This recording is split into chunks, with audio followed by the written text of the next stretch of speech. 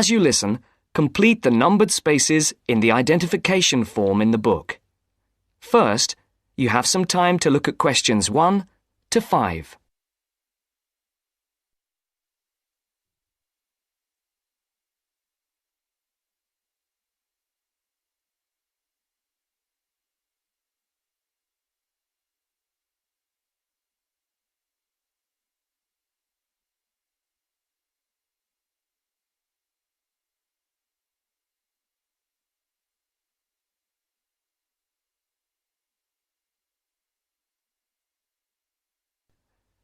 You should answer the questions as you listen, because you will not hear the recording a second time. Listen carefully and answer questions 1 to 5. Platinum Card Service, Rebecca speaking. How may I help you? I've got a few problems with my credit card account. Okay. What is your credit card number? Let's see. It's here somewhere. Here it is. Can I just take the card number, please? Yes, it's 6992 6992 3443 3443 1147 1147 8921. 8921. Right. Can I just check that? 6992 3443 1147 8921. That's it. And your name? Carlos de Silva. I just need to check a few details for identification and security, if you'll bear with me. That's okay. And what's your postcode? SE1 8PB. SE1 8PB. That's it. Vauxhall Close, London? Yes, that's right. And the house number? 43. And can you give me your date of birth?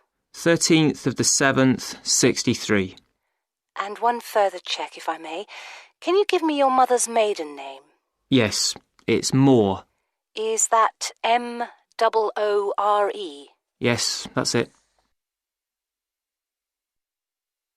Before the caller and operator continue their telephone conversation, look at questions 6 to 10.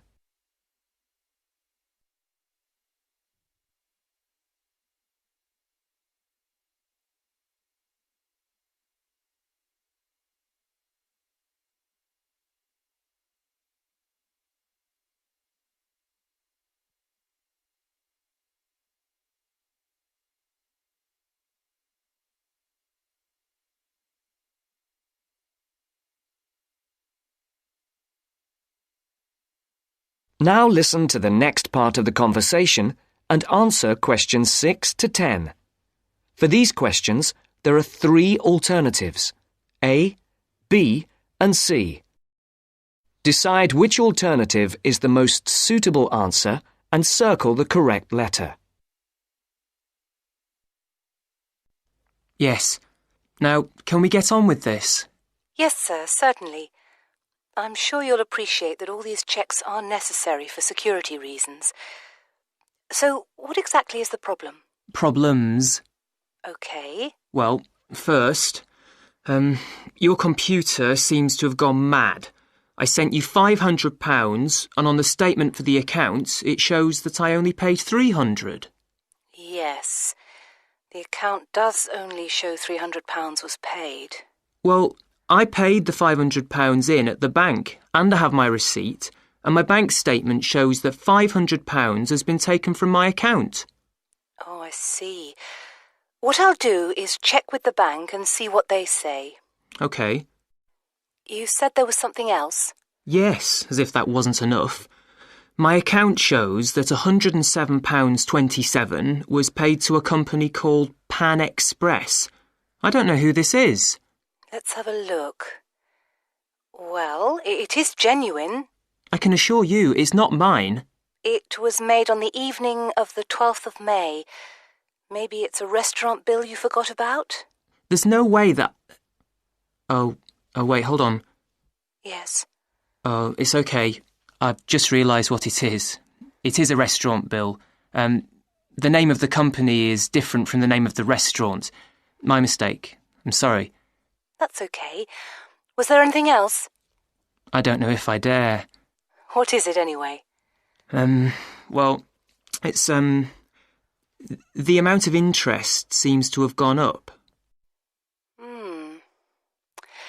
If you look at your statement for April, you'll see that the rate went down from 16.27% to 14.99% that month. Oh, yes, you're right. Was that everything? Yes, basically, it is. Okay. And can you check my payment? Oh, yes, I'll do it. Can I phone you back? I'll be at home for the next 2 hours. I have to leave at 11. Right. What's your number? 020 7989 7182. Hold on. 020 7979? No, it's 7989 and then 7182. So it's 020 7989 7182. Yes, that's it. Okay, I'll phone you straight back. Thanks. Bye. That is the end of part 1. You now have half a minute to check your answers.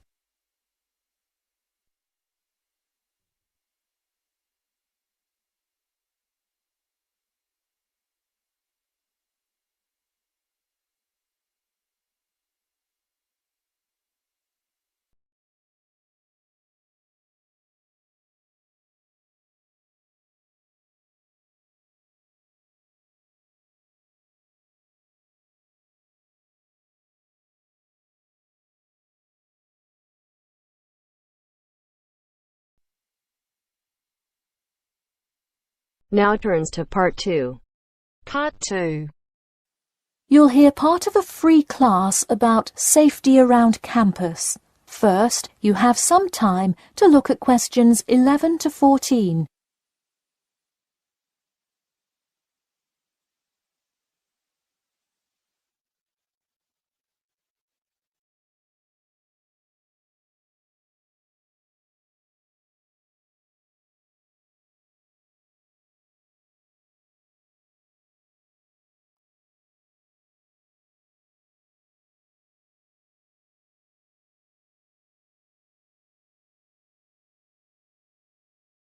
Now, listen carefully and answer questions 11 to 14. Good evening. I'm Geoffrey Miller from the University of Nottingham Student Union, and in this week's free class, Carlos Garcia is going to tell us about safety around campus. Over to you, Carlos. Thank you, Geoffrey, and thank you all for your attendance today. Also, I'd like to thank the Student Union here at the university for organising this lecture. Well, I've been serving and protecting the city of Nottingham for over 20 years now as a member of the police department. Does anyone know what type of crime is the most prevalent on campus? I heard someone say drugs and alcohol. That actually isn't too much of an issue. Violence? Nope. Actually, the biggest thing we worry about here is theft. The nature of crime on Nottingham's campus is quite different from that of the surrounding areas. Crime rates across the East Midlands are very difficult to control. We'd like to see the rate stay the same for this calendar year, but it has been increasing steadily over the past 3 years. On campus, however, I'm happy to say that the overall crime rate has fallen this year. You wouldn't think so if you've seen the extremely exaggerated stories in the media. The media has done nothing but cause more concern about crime in our area. Even the crime shows you see today are a little bit far-fetched, but at least viewers know they're not real events. We'd really like to see more factual news articles out there so the public can have a rational sense of the safety level of our society. Before you hear the rest of the talk, you have some time to look at questions 15 to 20.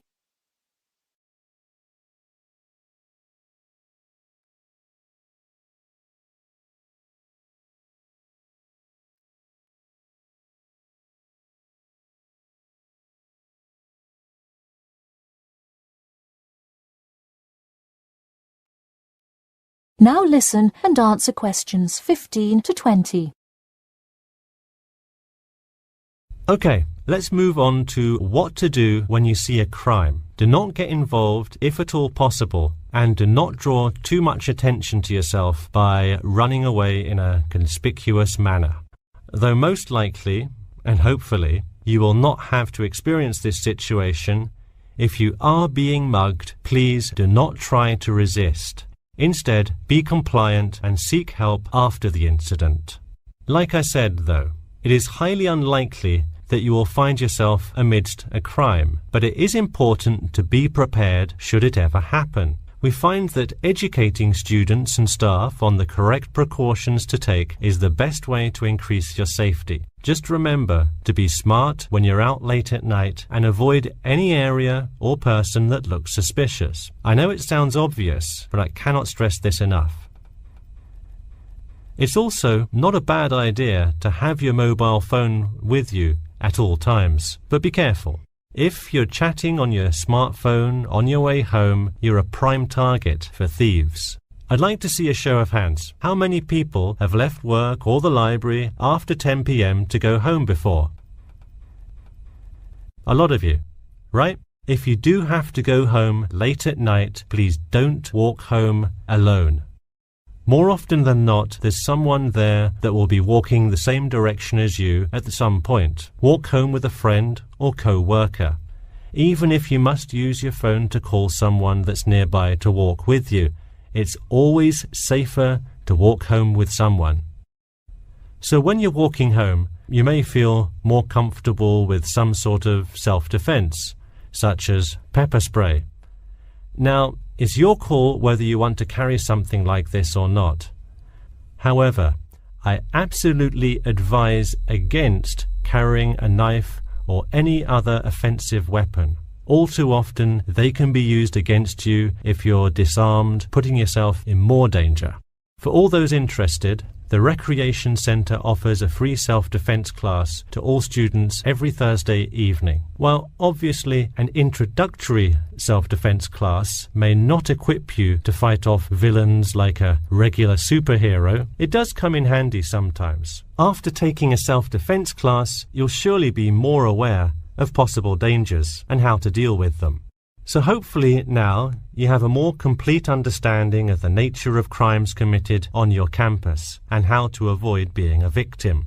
I know most students at the University of Nottingham are not the criminal types, but remember that there is no barrier like a wall or something keeping non-students out. There's no army force securing the borders, and I doubt anyone wants it that way. The campus is generally a safe place, but it's not immune to small crimes once in a while. Alright, that's all I have to say for today. Stay safe. That is the end of part 2. You now have half a minute to check your answers.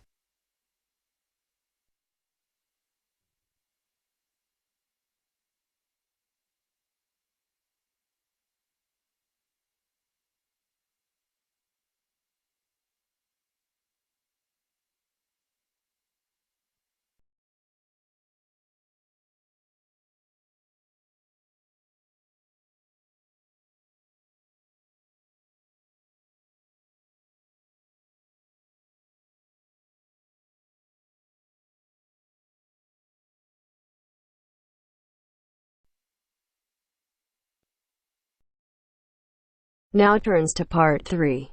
Part 3. You will hear two students, Sharon and Zhao Li, talking to their tutor about a presentation they gave the previous week. First, you have some time to look at questions 21 to 23.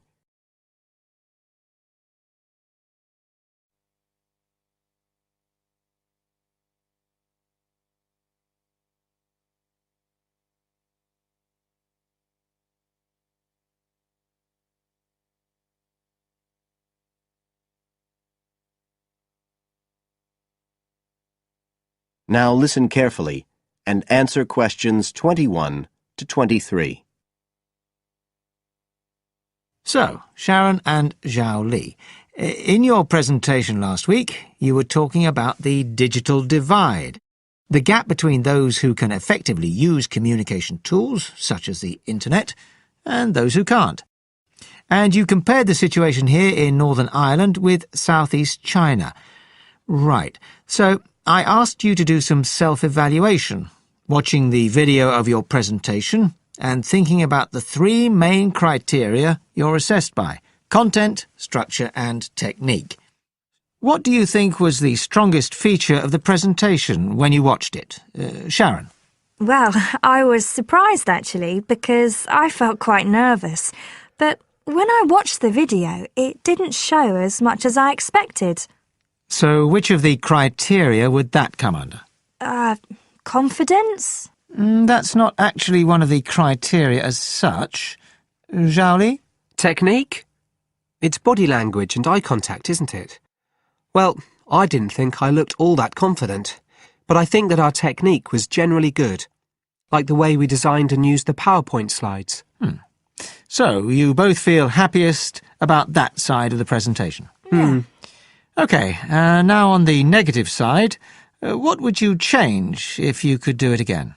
Well, at first I'd thought that the introduction was going to be the problem, but actually I think that was OK. We defined our terms and identified key issues. It was more towards the end. The conclusion wasn't too bad, but the problem was the questions. We hadn't really expected there'd be any, so we hadn't thought about them that much. OK, anything else? Well, like Zhao Li says, I thought the conclusion was okay, but when I watched this on the video, I thought the section on solutions seemed rather weak. Can you think why? Well, we explained what people are doing about the digital divide in China and Northern Ireland, but I suppose we didn't really evaluate any of the projects or ideas. It was just a list, and that was what people were asking us about at the end mostly. You now have some time to look at questions 24 to 30 on page 93.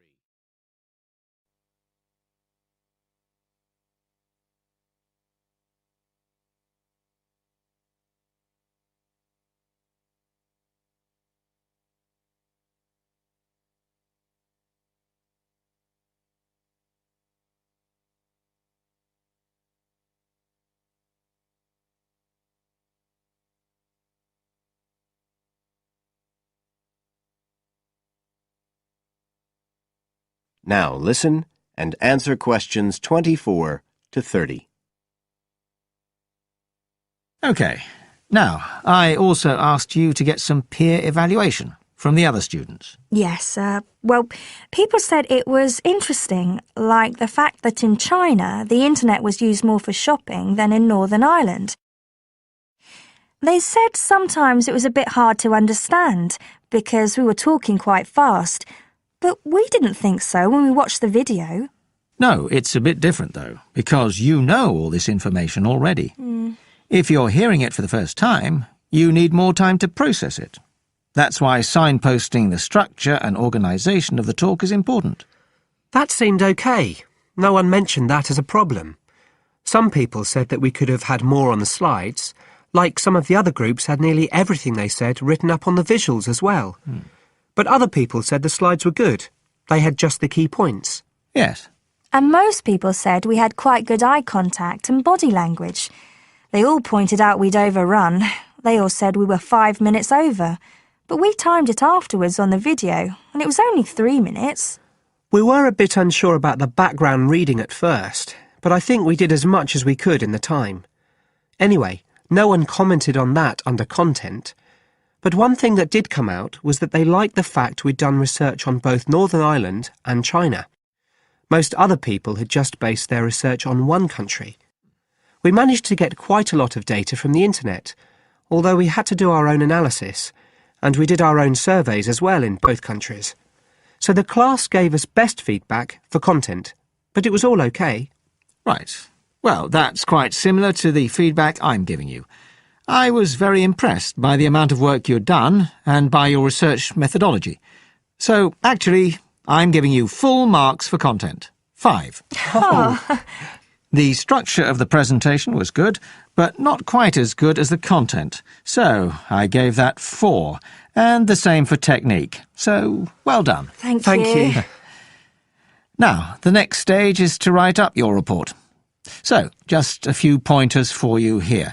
First of all, in your presentation, I think your ending was rather abrupt. You suddenly just stopped talking. Yeah. It wasn't a big problem, but think about your closing sentences in your report. You want to round it off well. One thing I forgot to mention earlier was that I felt a very strong point was that after you'd given your results, you explained their limitations. The fact that we didn't have a very reliable sample in terms of age in China. Yes, that section. So don't forget to include that. And you had some excellent charts and diagrams, but maybe you could flesh out the literature review a bit. I can give you some ideas for that later on if you want. OK, is there anything else you want to ask? No, thank you. Thanks. That is the end of part 3. You now have half a minute to check your answers.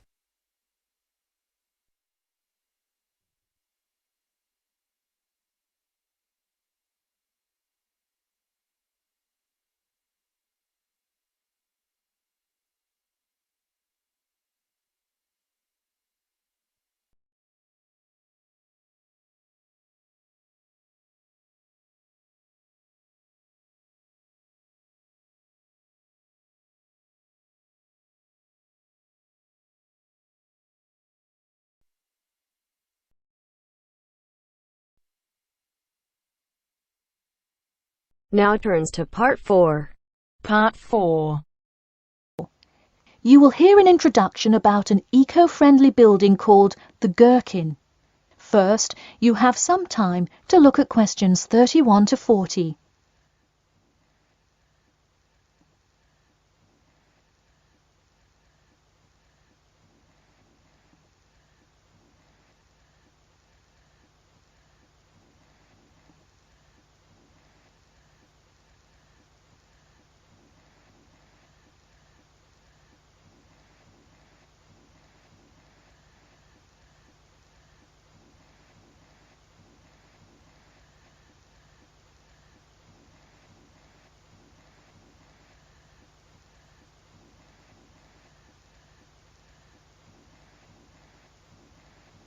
Now, listen carefully and answer questions 31 to 40. Today, I'd like to tell you about how UK architects are playing their part to address the issue of global warming. You have seen many of these iconic buildings while going about your everyday life, but you may not know how they are affecting your tomorrow. In 2003, construction was completed on the famous Swiss rebuilding, or more informally called the Gherkin, a true masterpiece commissioned by the law offices of Foster and Partners.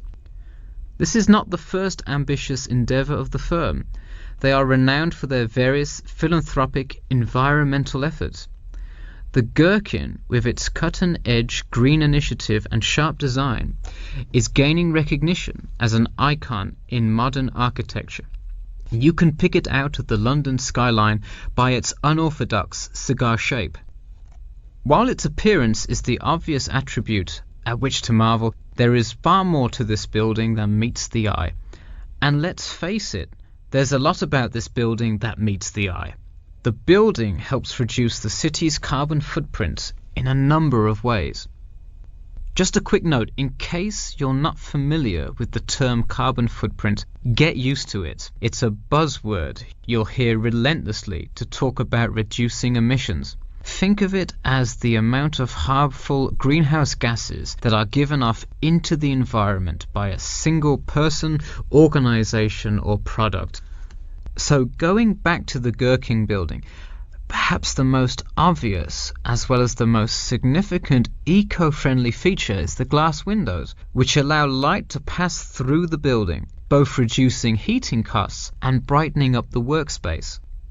The ingenuity behind the various eco-friendly aspects of the gherkin has seen its fair share of publicity both from serious and silly sources. In a recent April Fool's Day edition, one e-publication printed a story detailing plans to replace 50% of the current exterior with grass, which would not only make large steps in the name of sustainability, but also give the building the green hue that would truly earn it the nickname of the gherkin.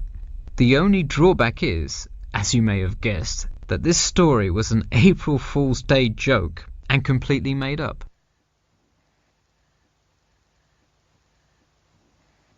In all seriousness though, the building is setting a new standard of design that other architects and city planners just cannot ignore.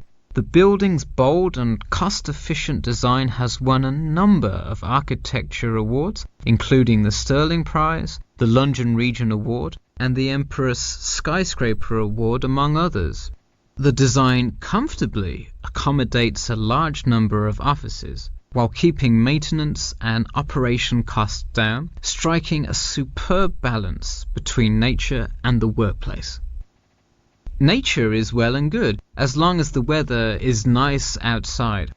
Given London's notoriously bad weather, the architects knew they must devise a quality temperature regulation system, and that they did. A special system designed to reduce the building's reliance on air conditioning was devised that cuts consumption in half compared to standard office buildings. There are atria that link each floor vertically to one another, forming spiraling spaces up the entire building. They serve not just as social common spaces, but also act as the building's lungs, distributing clean air from the opening panels in the facade through the entire building. The building isn't all business though. It has its fair share of fun as well. At the very top, a club room offers a picturesque entertainment spot for company functions, private parties, etc., with a breathtaking panoramic view of the city. The creation of such an innovative structure has many wondering what the future of urban planning and architecture may be. Well, if the other projects currently commissioned by Foster & Partners are any indication, the entire city constructed with similarly eco-friendly buildings is not far in the distance. The Masdar City development aims to create a desert city that produces zero waste and removes as much carbon dioxide from the atmosphere as it puts in, a huge feat in protecting our Earth. The gherkin is a truly impressive feat, yet it is not the only one worth noting. Now to move on to another green initiative, I'll tell you about the Eden Foundation building found in Cornwall. That is the end of part 4. You now have half a minute to check your answers.